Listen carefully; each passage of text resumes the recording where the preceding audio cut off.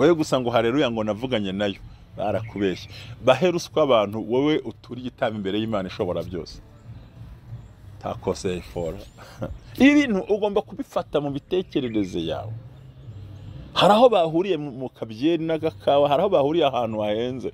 Hari ukuntu afite famille, afite connection yamujyanye. None we today uyu munsi we nta connection ugira.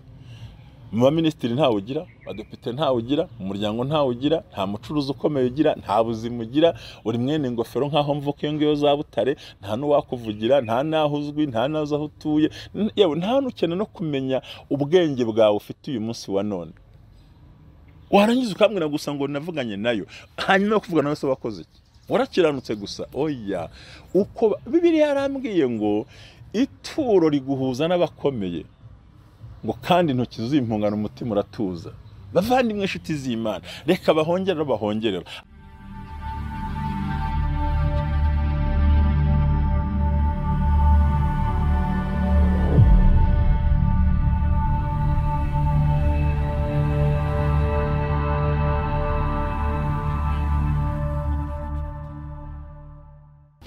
Ndabashubuje cyane inshuti z'Imana, mwebwe abakunzi mwebwe abera ministries amavuta kandagira amateka ubuzima bugahinduka.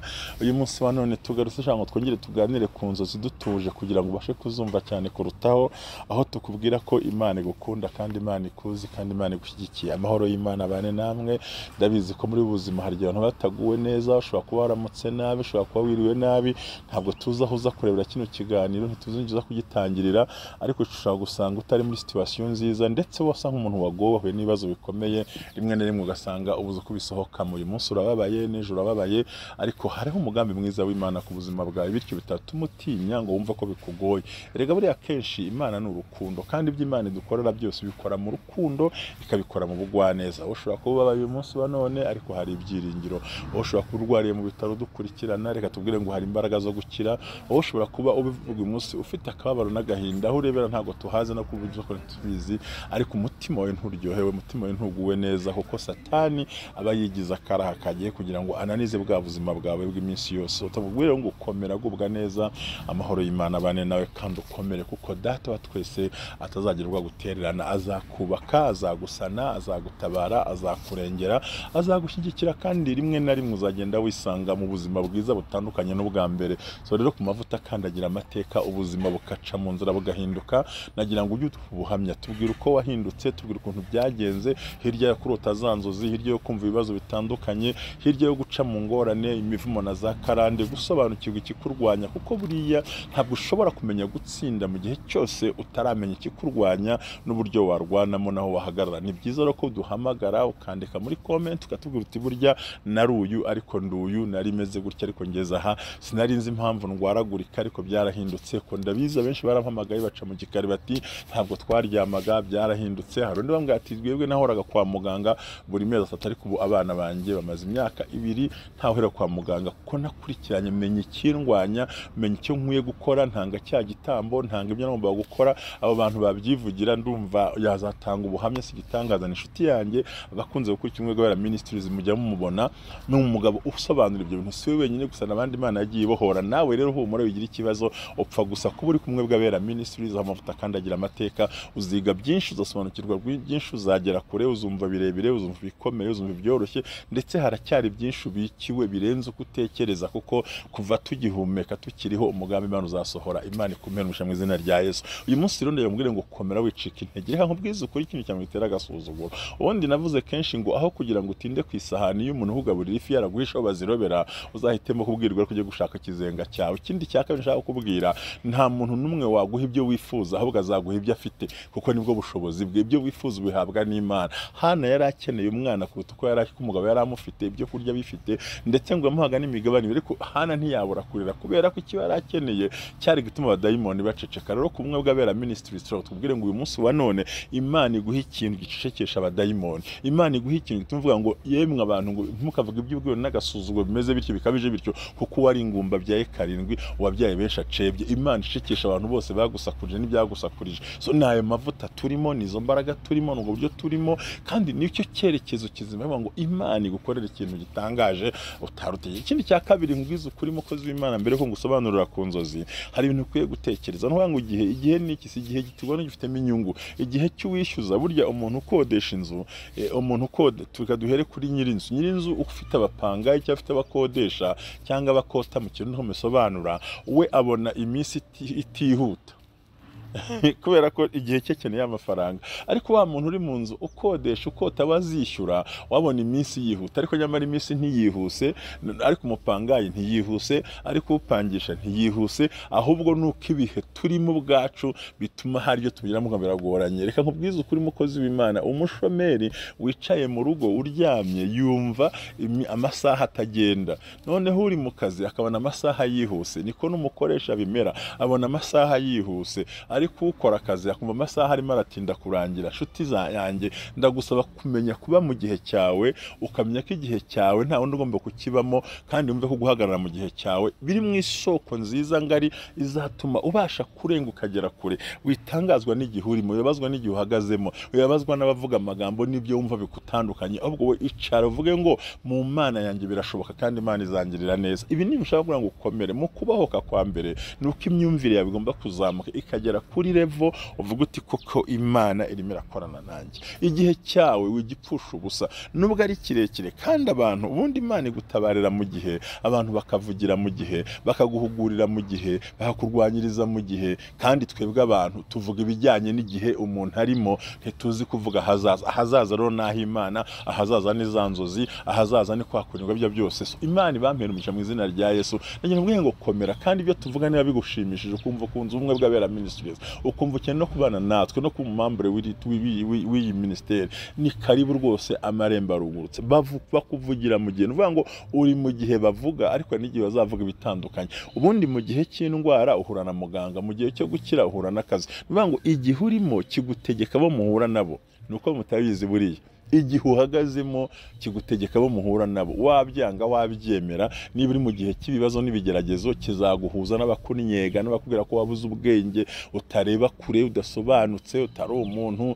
Ati ubundi uriya kanaka, ati genda muzi, ntashobotse, ntanashoboka, kuko bakuvugiye mu gihe mu gitondo bwacya. Ariko nene yababwiye ati uriya muntu azi kwirwanaho, ni umunyabwenge. Kuko buriya mu kubaho kwacu kwa muntu, ngiye gukosora ibintu bitatu wowe ugomba kumenya. Nta muntu n'umwe wifuza ko ugera ku rwego rumusumba, ndakurahije ukuri, ukeretse nyoko wakubyaye na so wakubyaye. Ariko nta wundi muntu n'umwe n'uwo muvukana yakwemera kugera mu rwego rumusumbye. Yumva yahora aringaniye nawe, kandi ntibishobora gushoboka. Ntabwo tuvukira rimwe, n'impanga ntizizira rimwe, habanza agakuru na gatoya. Icya kabiri ukwiye gusobanurwa mu buzima bwawe, na buhoro na buhoro, inzira yose abantu babona ko wakiriramo. Iyo wibeshye ugafungura umunwa wawe, ya nzira barayifunga, kuko niho ugiye kuzaruta babandi. Mujye muzirikana inzozi zabaye kuri Yakobo nari baganirije. Bangu bamwitegera ari kure, baramubwira ngo reka tumwice turebe amaherezo y'inzozi ze. Nuvuga ngo amahirwe Yosefu, nuvuga ngo amahirwe yawe ahaherereye n'ahari. Iyo hatanze ntabwo uzabasha kuhagarura, ahubwo uzisanga rimwe na rimwe wakomeretse, kuko wafunguye amarembo y'abantu utaza baribo. Icyo ukwiye kugisobanukirwa. Icya gatatu, hisha, gira ibanga uzagufasha kugera ku nzozi zawe. Icya kane, ntukikureho abantu, cyakora ujye ubaha intera, kuko ushobora kwikuraho umuntu azakugirira akamaro. Ushobora no kumwiyegereza, azanaguhitana. Rero bakunde bose, ariko wibizera bose, ntugire uwizera n'umwe. Love them, don't believe anymore. Ibyo ni uburyo bwo gutuma za nzozi zawe zijya mu buryo bugaragara. Bibiliya yaravuze ngo ubwo ubuze ubwenge nanjye ndakuretse. Bivuze ngo mu gihe cyose utabasha kubona bwa bwenge ngo ukore igikorwa cyawe wifuza, hari aho uzagera ibintu byange. Kubera iki? Wabuze bwa bwenge. Nta witaye ku mutwaro wawe, hano witaye ku ngorane zawe. Uko umuntu murarana iryinyo rimurya akumva umusonga uwo murarana ntawumve, ni nako umuntu abana n'igihe cye akicara mu gihe cye kikamugumana muri icyo gihe kikaguha abantu mugomba kubana, bashobora kuba atari beza cyangwa ari beza, bikazajya biguha igushyira mu gihe noneho hari indi kategori, hari abandi bantu bifuza kubana nawe no kuba bakwegera bikagenda neza. Imana iguhe umugisha. Turacyakomeje no kuganira ahangaha, turacyari kumwe bw'abera ministries, aho amavuta akandagira amateka ubuzima bugahinduka. Abakozi b'Imana, nifuje ko mukora kino kiganiro gituma nongera kukwibutsa ngo wowe uri we ntabwo genda uwo uri we. Umuntu n'uwo ari we mu gihe cye, umuntu akorera mu gihe cye, ava mu gihe yinjira mu kindi gihe, kandi igihe wari urimo cyaguhaye babandi, ariko nyakumbwire ngo wizere ko ugiye kwinjira mu kindi gihe kigiye guha abandi bantu bazima bakugeza aho ushaka naho wifuza. Ubundi akenshi inzozi zitumurikira hazaza. Buriya kandi abantu bavuga ngo kujya mu gushaka abahanuzi, no, ngenda gushigikiye kuba wakenera abahanuzi, kimwe nuko hari n'abandi bahitamo kujya gushaka abapfumu. Muzi impamvu bibatera, baba bafite ubwoba bw'ahazaza, kandi ahazaza ntabwo tuzi ikihari, ahazaza ntabwo tuhasobanukirwa, ahazaza ntituzi ibyo ari byo. Tuzi aho tugeze, tuzi aho twicaye, tuzi aho turi, tuzi ibidutunze, tuzi n'ibyo twambara, tuzi n'ibyo turya, ariko tomorrow ntabwo tuzi ibyo ari byo. Tomorrow batiwa ntabwo tuzi ibyo ari byo. Ntuze icyumweru kizakurikiraho, the following day ntabwo yizi, ntabwo uzi imisi izakurikira, ntuzahuri, ntuzaho bana. So ngo rero kuba umuntu yajya kuraguza ni za ntege nkeze z'uko yifuza kumenya ejo hazaza. Natwe rero nk'abasenga, natwe usanga dukeneye kwegera Imana no gusenga Imana kugira ngo tumenye ahazaza hacu, wa next ntigikurikiraho hazaza iki, hazabanza iki, hazakurikiraho iki. Niyo mpamvu rongewe uwajya kuraguza Imana mubabarire, ariko nujya gusenga akeneye abahanuzi nayo numva nta mubreming, kuko ntituza hejo ko hameze. Niho muri mbya ngo tomorrow must be great than yesterday cyangwa today. So tomorrow ishobora kuba nziza than today. Bivuze ngo kuba umuntu yahaguruka akajya gushaka umunyamasengesho, agashaka umuhanuzi, agashaka umubwira uko bivuze, nta kindi kibazo kiba gihari, nuko abatekereza hazaza, kandi hazaza habitse umutego, habitse bombe, habitse n'amahirwe, habitse n'umugisha. Uzamenya ari ibihe, uzabyitwaramo gute. Rero nkomeza abantu bose bakozi b'Imana bikubeshya ngo uhamagara abahanuzi, bikubeshya njye abahanuzi ndabakunda, ubundi ngize amahirwe wanzanira nk'abahanuzi nibura 7 ba buri munsi. Umwe ambwira ati Imana iravuze, nibura ubuhanuzi buvura na stress yo mu bitekerezo. Icya kabiri kumenya ibizaza, byo kumwira ngo barantuburira, ibyo ni kazi kabo nibatubure. Je muravuze ngo Imana iravuze, nakira ibyo gutubura ntibindeba, kugenzura karuko ntibindeba, kuko biravuze ngo nzabwemera buso. So rero ni byiza ko utagomba kubaho mu bwigunge, hamagara abantu bagufashe, bagusengere, kuko buriya ahazaza hawe hahisha ibintu utamenya, ahazaza hawe hahisha ibintu bikomeye, ahazaza hawe harimo inshuti n'abanzi, ahazaza hawe harimo inzu n'ibindi bizaza, ahazaza hawe harimo urubyaro n'abuzukuru, ariko ahazaza hawe harimo n'urupfu n'ibyago. So ni byiza ko kwakumara gusobanukirwa za nzozi, njya numva kuba ngo turasobanura ni ngo ntago Imana yabivuze, reka mbabwize ukuri, ntimukajye mwishinga ibintu byose. Nibwo bwa mbere ngiye kwivugira kuri icano, hari abantu bahaguruka kumva bagiye kurwanya ibintu, aho bakubatse ibintu byabo neza badashingiye kuri Bible ngo Imana yavuze. Reka nkubwize ukuri wa muntu w'Imana we, inzozi Bibiliya isobanura inshuro 68, nabikubwiye mu isezerano rya kera, yarangiza ikavuga mu inshuro zigera kuri 12, zikaba inshuro 75 ivuga ku cyitwa inzozi zose ziya zisobanura ngo kuki. Wibuke neza ko Imana yabwiye umuntu witwa Miriam, kandi koko ibyo bavuga Mose byari ukuri. Bundi muri gahunda y'Imana ntabwo Aroni yagomba kubikegera kimufasha, yagomba kuba umutambyi gusa. Ariko avuze ngo sinzi kuvuga kuba yagiraga Mose yagiraga ikibazo cyo kuvuga ibi kudidimanga, navuga ngo ni ibitepfo, ni kubana hari ukuntu bavuga mu ndimi zitandukanye, kudidimanga cyangwa kubegaya mu yandi magambo. Noneho urumva ati genda afite inyoza.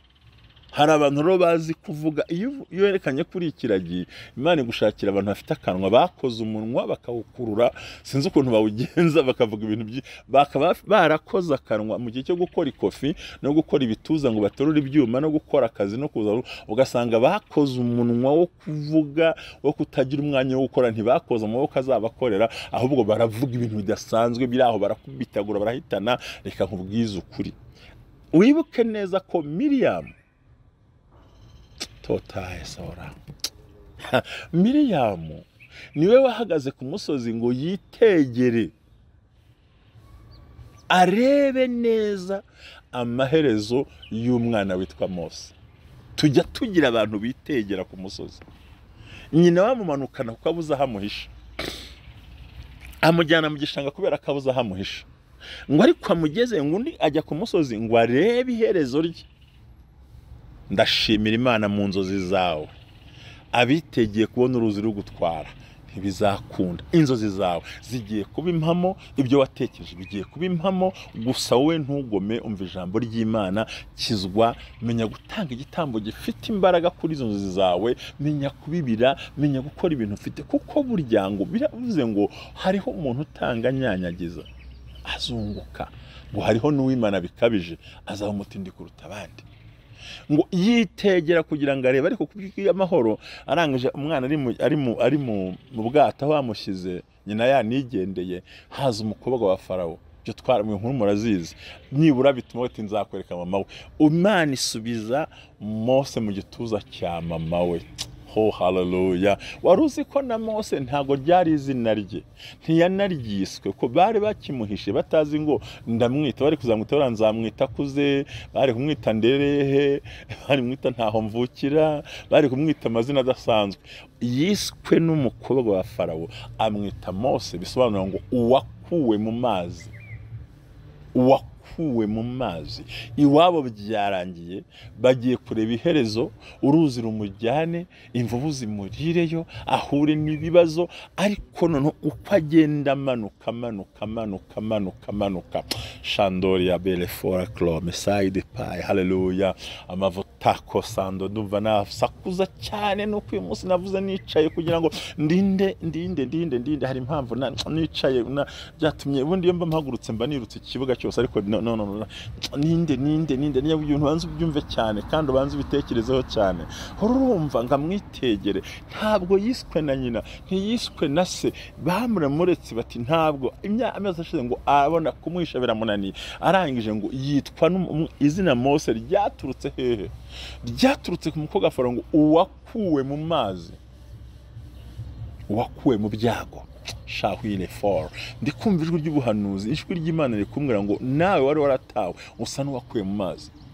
Ngo arangije Imana ikora igitangaza, isubiza Mose mu gituza cya mama we. Amabere yongera konka, ntiyajya gunywa nido, ahubwo imusoma mu gituza. Noneho ngo bakajya bahemba nyina wa Mose, kandi n'ubundi arimo yonsa umwana we. Ariko reka nkubwize ukuri, haribwo kwihangana no gutuza no gutegereza bituma. Reka nkubwize ukuri, kuki umwana yashujwe mu gituza cya mama we.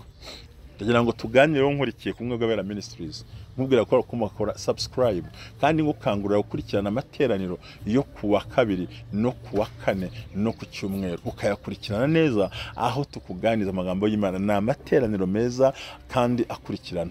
Ibyo ugomba kubyumva kandi ukabibamo kabikora. Imana ikumpera umugisha mu izina rya Yesu. Rero nagira ngo dukomeje tuganira, yongeye gusubizwa umwana we. Hari igitambo yatanze utazi, wamenya ari iki? Igitambo cya mbere, yafashe umwanya aboha agatebo. Ntabwo yameze nk'abagore bata mu gihuru mu ikarito.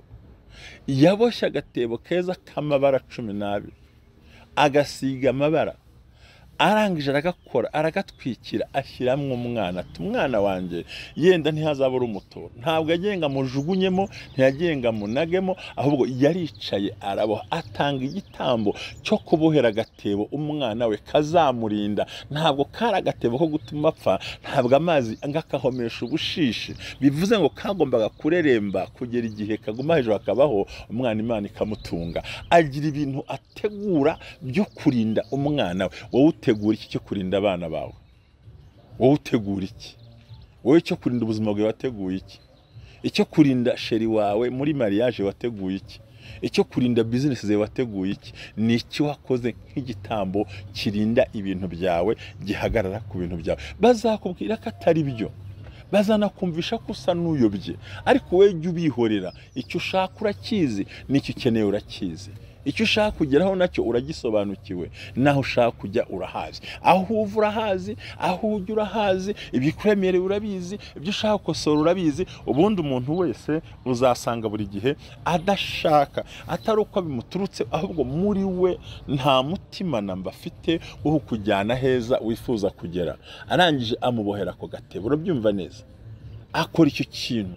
Tiyaboshye igitebo cyo kumwica, arahoma n'ubushishi ku buryo agatebo kareremba hejuru. Amaza ngo urimo urakora iki, umwana azapfa. Ariko siko yari ameze, yari atuje yakiriye amasezerano kandi yumva ko ibintu bigiye kugenda neza mu buryo budasanzwe. Rero Imana iguha umugisha, wowe ukora iki ngo urinde sheri wawe, ukora iki ngo urinde umugabo wawe, ukora iki ngo urinde umwana wawe, ukora iki ngo urinde urugo rwawe, ukora iki ngo urinde business zawe, ukora iki ngo urinde inzozi zawe, ukora iki ngo urinde iby'Imana yaguhaye. Ni ibiki ukora? Icyambere ni ugukiranuka no kubaha Imana, kabiri ni ukumenya ibanga ryo gutamba igitambo mu buryo bwiza kandi bufatika bufite inshingano. Ngo aricara araboha, aca utugozi, arateranya, aregeranya, aboha agatebo, arangije arambikamo umwana, ashyiraho ubushisha ati mwana wanjye ntaho nyigufite, ngukuye mu gituza ndakurekuye, ariko hari Imana yagukiza. Arangije ntiyamuta muri tuwarete nko wajya ajugunya abana, arangije ntiyamuta mu gihuru, ahubwo amushyira mu mazi, kandi amazi asobanura ubuzima, amazi asobanura umwuka wera. Reka twumvikane, ariko hari aho ugomba kumenya gutamba n'igitambo no kucyakira. Hari ibintu ukwiye gusobanukirwa mu buzima. Ntabwo yamurambitse mu gihuru, nubwo akumura akatebo kameze nk'akato akamushyira mu gihuru, n'ubundi ntiyamushyize mu gihuru, ntiyamushyize mu ikarito, ntiyamushyize muri toilette, ntiyamutaye mu nzitanga abantu, ubwo yagiye amushyira mu mazi. Kandi wibuke yuko mbere isi iremwa ngo amazi yagendagendaga hejuru y'isi. So kandi amazi asobanura ubuzima. Haleluya. Ubiba hehe? Ubiba mu kihe gihe? Ubihora mu buryo bumeze gute? Urumva akora icyo gikorwa. Deni cya gatatu, aramanuka mujyana mu mazi. We ntiyatumye, yari imanukiye, aragenda amushyira mu mazi ati mwana wanjye urabeho, aho naringejeje naha, ahasigaye naho Imana ishobora byose. Ngizi imbaraga z'igitambo ziravuga ngo aho naringejeje naha, ahasigaye mwami iki gitambo ntanze, iri turo ntanze, iyi mbuto mbibye nikomezanye n'uyu mugisha. Kuko nkubwiza ukuri, hari aho tugera our capacity akarangira. Nigeze gusetsa umuntu umwe, buriya mujye wanjye mu Kenya ngo etc, kujya bana etc cyangwa etc, murabizi buriya aruzi ko bavuga ngo the end of the teacher capacity. Hari aho tugera ubushobozi bw'umuntu bukarangira. Talabasiya. Hari aho tugira ubushobozi bw'umuntu bukarangira, ariko ubushobozi bw'igitambo cyo ntikijya kirangira. We yaraboshye, amuterekaho, aramusezera, aranamanuka, ashyira hejuru y'amazi, ntiyashyize ku butaka, ashyira hejuru y'ubuzima. Arangije arizamukira. Noneho cya gitambo yakoze na bya bindi yakoze birangije uwo mwanya, umwana abaho muri y'amazi. Bigera ubwo aza icya kabiri kubera igitambo yarakoze. Umenye neza ko itegeko ryica abana b'abahungu ryari ryavuye kwa Farawo. Igitambo kigira imbaraga. None yarerewe kwande? Kwa Farawo. Ngo ni umuheburayo warerewe kwa Farawo, ni umuheburayo warerewe kwa Farawo, kandi kwa Farawo niho havuye itegeko ryica abana b'abahungu b'abaheburayo. So byumvikane ngo igitambo turacyari mu nzozi zawe, uburyo zasohora zikarangira. Inzozi zawe zigomba kuba zigomba kugera aho zishaka gute? Inzozi zawe zabigenza gute?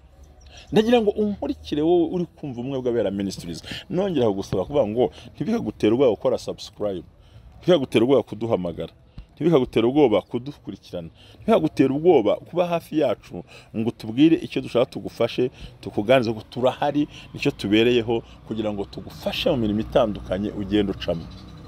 Urumva itegeko ryica abana b'abahungu ryavuye kwa Farawo. Uwavuye mu mazi arererwa kwa Farawo, minerivare kwa Farawo. Kandi ikindi cya kabiri icyo gitambo yakoze ngo usubiriremo, byatumye noneho nyina wa Mose amurera kandi abihemberwa. Nyumvira kugarurirwa ibintu.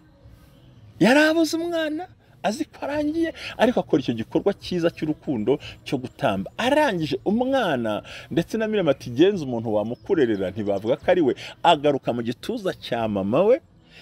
Mose yonka amashereka ya mama we, akurira mu rukundo rwa mama we, kandi noneho nyina wa Mose akajya ahemberwa kurera umwana wari umugaruriwe kandi yarapfuye. Uko nizo mbaraga z'igitambo.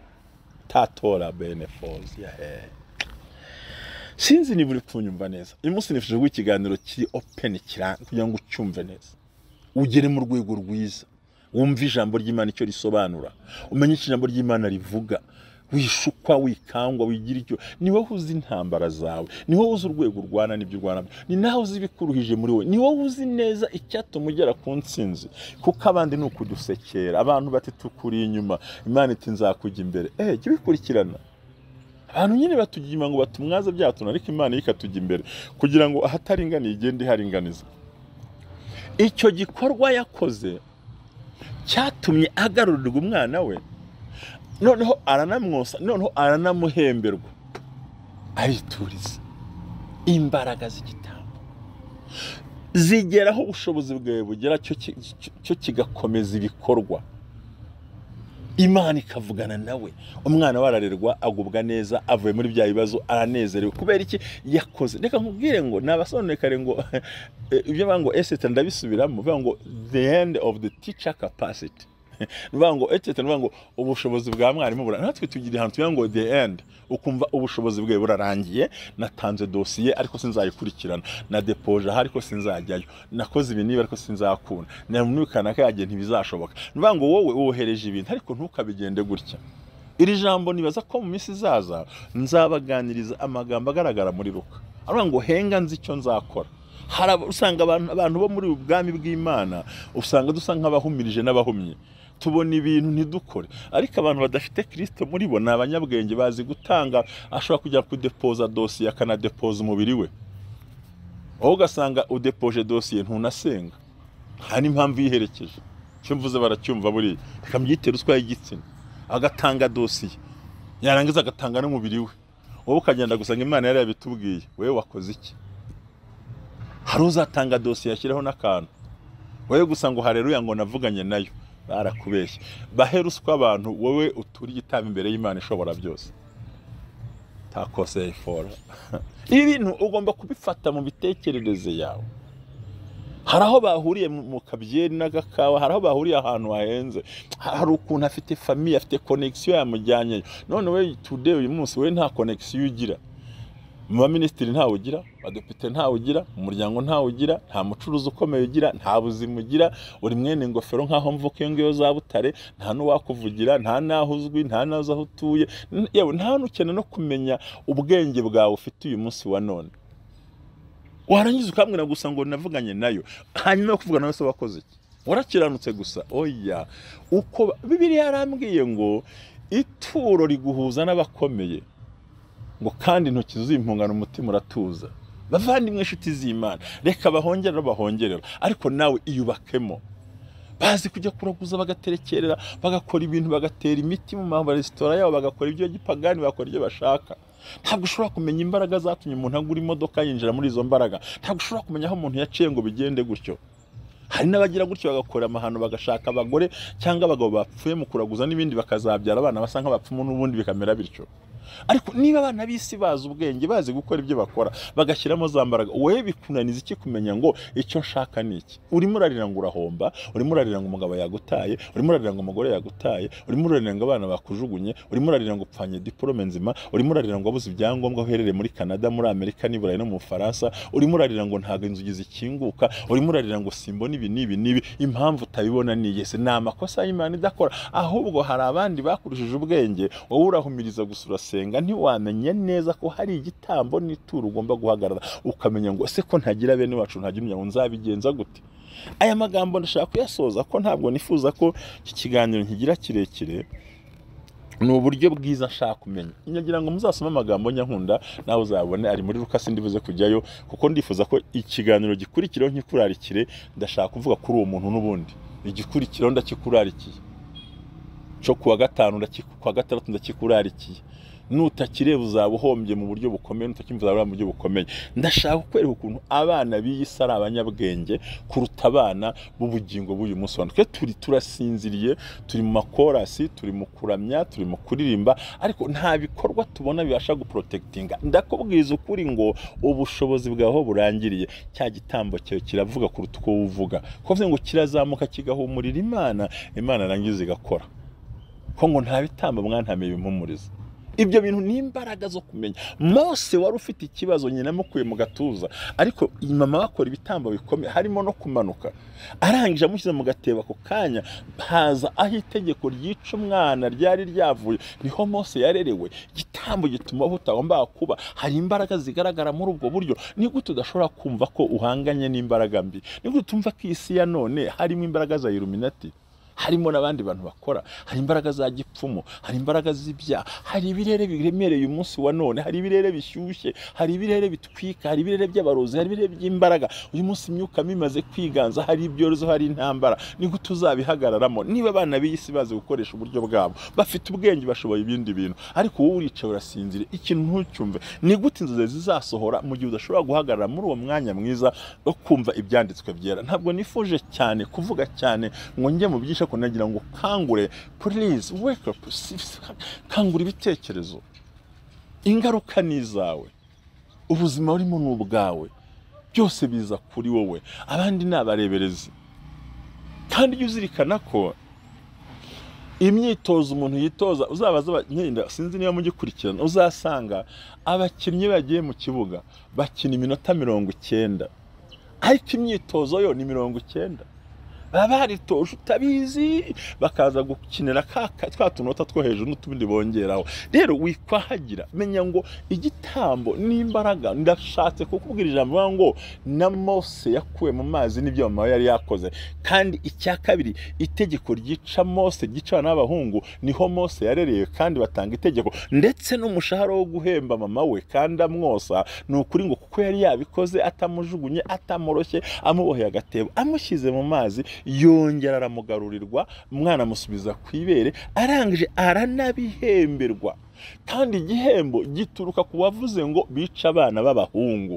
Igitambo kiguhuza n'abakomeye, igitambo kiguhuza n'ibintu byawe, igitambo kikubakira amasezerano yawe. Impamvu tubivuga tukabisubiramo nkongera nkabiririmba, nuko niba wifuza ko inzozi zawe zisohora, ukifuza ko ibintu byawe bigenda neza, ukifuza ko amateka yawe agenda neza, please ikintu cibuke. Nubundi nutabikora uzivuza kuri diabete ni menshi, nutabikora uzivuza ku mutima niyo menshi, nutabikora niho uzaruha byinshi cyane. Abana bahora kwa muganga n'intambara yose, inyatsi yarinjira kwinjirana iwawe mu rugo, wagira ngo niwe ucuruza imiti ni farumasi. Agahinda karahari, nta munezero, nta biryo bashimisha, amakuba n'ibyago birabasatiriye, ingorane zibariho, nta cyerekezo kizima, nta mahirwe mazima, nta gutabarwa, nta hantu ubona werekeza. Ibintu bivuze ngo ikiro birasobanura ngo wowe ubwawe ukwiye kumenya ngo uyu muzigo wanjye ndawutwara gute.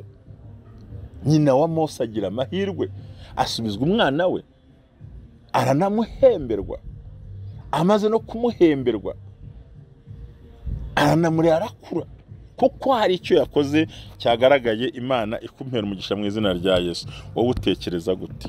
Wowe ubyumva ute? Wowe bireba ute? Wowe ubibona gute? Ni gute inzozi zawe zizaba impamo? Ari izo warose, ari n'ibyo utekereza, ari n'ibyo wifuza. Umva bizagenda gute mu isi irimo Satani n'abantu batifuza ko inzozi zawe zisohora? Genda bite? Niba ndakubaza kugira ngo tuganire, umva bizarangira bite? Umva bizakora?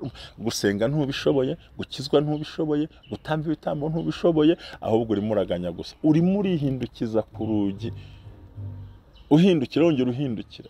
Birarambwiye ngo umuntu w'umunebwe ngo ameze nk'ipata, kuko urugi rwigaragura ku ipata ngo nani niko yigaragura ku buriri. Please menya igihe cyawe, menya uko ukwiye gusohoka muri icyo gihe kikubabaje, igihe cy'agahinda n'amarira, igihe cy'amaganya n'ingorane, igihe urimo kikubaza kuri mu bintu byinshi cyane, igihe kikuvuna ukumva uravunitse. Icyo kintu umenya ngo uragisohokamo nkande. Ese ubundi nkubaza, ninde witaye ku byawe? Ninde ukwiye kumenya inshingano zawe? Ninde uzakugeza aho wifuza? Abantu bazakubuza ko nkokora, we menya ngo inzozi zanjye zasohora gute, zizagenda gute.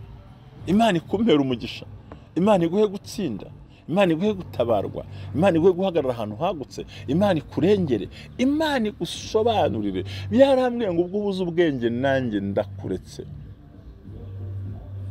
Imana irakuretse. Ikurekeye iki? Kubera iki kuretse? Hari habaye iki? Byari byagenze gute? Kuko ubuze ubwenge bw'ibintu byawe. Urashaka gutera imbere, urashaka kujya aho wifuza kujya, urifuza impinduka mu buzima bwawe. Niba ukeneye ko inzozi zawe ziba impamo, inzozi nziza tuvuga izera Imana, tanga igitambo gifite imbaraga, kuko hari aho ubushobozi bwawe burangirira, imirimo wakoze igakomeza. Iyo usomye Abaheburayo 10 haravuga ngo Imana ntikiranirwa ngo yibagirwe imirimo myiza twakoze. Imana iguhe umugisha kugira neza cyane, kwari kugira ngo nkubwire ngo komera ntucike intege. Ni ya minota tujya tubaganiriza agahe gato cyane ariko gafite, nyaboneka mbabare kino kiganiro ucyumve, kandi nibe kubera byiza wicyumva wenyine, cyumvane n'umuryango, shyira kuri ekara, mhahereza abandi, sharing, amenye ngo wibaze ngo bipfira he, ibi ndabikosora nti, ibi ndabigenza gute. Mushumwe mu kazi ntiyabonye umwana gutyo gusa, ndetse ntiyagarura ibye gutyo gusa, hari icyo yari yakoze. Menya imbaraga. Ituro rivuga aho utavuga, igitambo kivuga aho utagera, ibyo ukora byose bifite aho bigera kandi bikavuga rya jambo. Rero ntukajye wishinga abantu bagezeyo, siye ko batanageze ubwo banaheze mu kera gati. Ntukajye wishinga amagambo, we ubwo ugireba ngo mfite ikibazo runaka, ndagikemura gute, nzakinyuza he, nzakigenza gute, ese koko bizanyorora kugitwara muri buno buryo. Ibyo byose ubashe kubimenya kandi ubyakire neza. Imana ibaho umugisha. Nagira ngo dusengane Imana kuri buno buryo, hanyuma dusoze dusenga Imana. Ariko nkubwira ikintu gikomeye, nukuri Imana yawe ikwiteho, kuko nutabikora gutyo uzisanga rimwe na rimwe muri ya marira tuvuga buri munsi, umuntu atari ko kuki bitagenda, nge bampora iki, ariko ubundi ibintu byo ntabwo mbyumva, ya ntubyumva, nibyo ntubyumva. Kuba utabyumva nicyo kibazo cyawe, kuba utabyumva nicyo kibazo cyawe. Iyo usomye igice cya mbere cyo Kuva, haravuga ngo ababyaza bategekwa guhotora abahungu bavuka, guhotora, kubwonyorera mu ijosi, kandi bakabahonyorera mu matako y'ababyeyi bari kubyara, kugira ngo umubyeyi atabimenya. Igice cya kabiri, umugabo wo mu muryango wa Lewi aragenda arongora umukobwa wa Lewi. Uwo mugore arasama inda, abyara umuhungu, maze abonye ko ari umwana mwiza amuhisha amezi 3. Ananiwe guhora amuhisha, amubohera akato gapfundikiye mu ntamyi, agasiga ibumba n'ubushishi, ashyiramo uwo mwana, amushyira mu rufunzo rwo ku nkombe. Mushiki we aramwitarura ngo amenye ikiri bumumeho.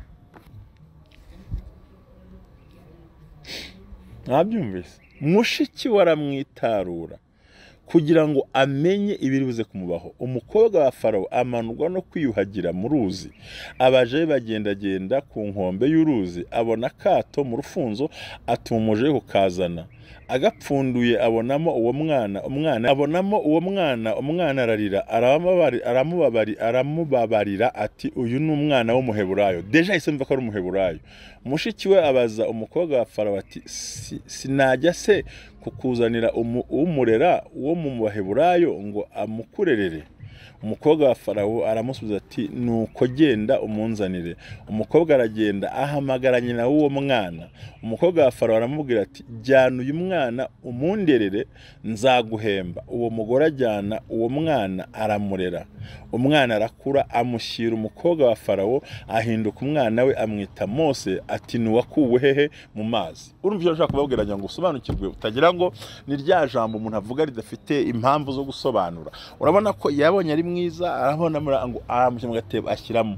Hanyuma mushiki we hagara kuvuza ngo yitegere. Arangije ngo umukobwa wa Farawo amanutse abona umwana arira, ngo abona ni umuheburayo. Ntabwo yamufasha atabona ari umuheburayo, yarazi neza ko atamuze umwana w'umuheburayo, ngo amugirire imbabazi, aramubabarira. Arangije ngo mushiki we ariko nta kuntu nagushakira uwazamukorera, ati genda umunzanire. Agenda azana mama we. Umukobwa wa Farawo aramubwira ati genda umunderere, nzanaguhemba. Urumva cya gitambo yakoze kigaruye umwana mu gituza cye, kandi agiye no kubihemberwa. Ariko yaza kumujugunya nk'ababyeyi bo hanze ahangaha, yaza kumunaga, yaza kumutakure, yaza kumujya, ariko bihabwa. Ariko ko yamuboheye hagati, yafashe cya gitambara bo haricara araboha, byatumye agarurirwa umwana, arangije aranahembwa, azi neza ko ari umwana we. Imana ishimwe cyane. Igitambo kiguhuza n'abakomeye, itorero guhuza n'abafite imbaraga, witinya kubikora, Imana izakugira neza. Muhabwe umugisha n'Imana. Nagira ngo nkwereke ko amagambo tuvuga afite uko yanditse. Itegeko ryica Mose niho Mose yarerewe.